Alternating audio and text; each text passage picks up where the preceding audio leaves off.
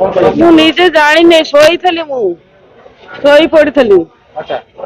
ଏଇ ଛୁଆଟାକୁ ବି ଶୋଇ ଦେଇଥିଲି। ସକାଳେ ଉଠିକିରି ଖାଇ ପିଇକିରି ପଞ୍ଚନାଗେଶ୍ୱର ଖାଇଲୁ। ଚାହା ବିସ୍କୁଟ ପାଉଁରୁଟି କଦଳୀ ଦେଇଥିଲେ, ଅଣ୍ଡା ଦେଇଥିଲେ, ମିଠା ଦେଇଥିଲେ, ସବୁ ଖାଇକି ଯାହା ମନ ହେଲା ଖାଇଲୁ। ଯେତିକି ଖାଇଲୁ ତାପରେ ଉଠି ପଡିଲା କେମିତି ଶୋଇପଡିଲୁ। କଣ ଉଠି ପଡିଲା କେମିତି? ଗୋଟେ ସାମ୍ନାରେ ଗୋଟେ କାର ଯାଉଥିଲା, ତାକୁ ଦିଥର ଇଏ କରିଛି, ତାପରେ ଏ ଗାଡି ଟା ଓଲଟି ପଡିଛି। କୋଉଠି କୋଉଠି ଯାଉଥିଲେ? ଯାଉଥିଲୁ ନନ୍ଦନକାନନ। ମାନେ କୋଉଠୁ ଆସିଲା? ଆସିଛୁ କଲିକତାରୁ।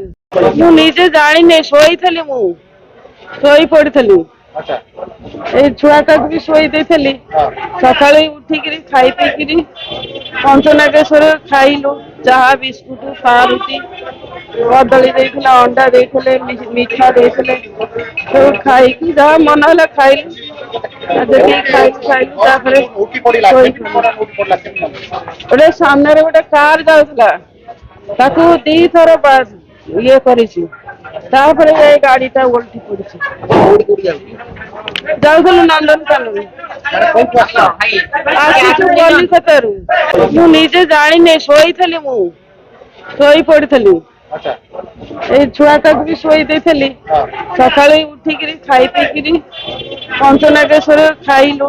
ଚାହା ବିସ୍କୁଟ ପାଉଁରୁଟି କଦଳୀ ଦେଇଥିଲେ, ଅଣ୍ଡା ଦେଇଥିଲେ, ମିଠା ଦେଇଥିଲେ, ସବୁ ଖାଇକି ଯାହା ମନ ହେଲା ଖାଇଲୁ। ଯେତିକି ଖାଇଲୁ ତାପରେ ଉଠି ପଡିଲା କେମିତି ଶୋଇପଡିଲୁ। କଣ ଉଠି ପଡିଲା କେମିତି? ଗୋଟେ ସାମ୍ନାରେ ଗୋଟେ କାର ଯାଉଥିଲା, ତାକୁ ଦିଥର ଇଏ କରିଛି, ତାପରେ ଏ ଗାଡି ଟା ଓଲଟି ପଡିଛି। କୋଉଠି କୋଉଠି ଯାଉଥିଲେ? ଯାଉଥିଲୁ ନନ୍ଦନକାନନ। ମାନେ କୋଉଠୁ ଆସିଲା? ଆସିଛୁ କଲିକତାରୁ।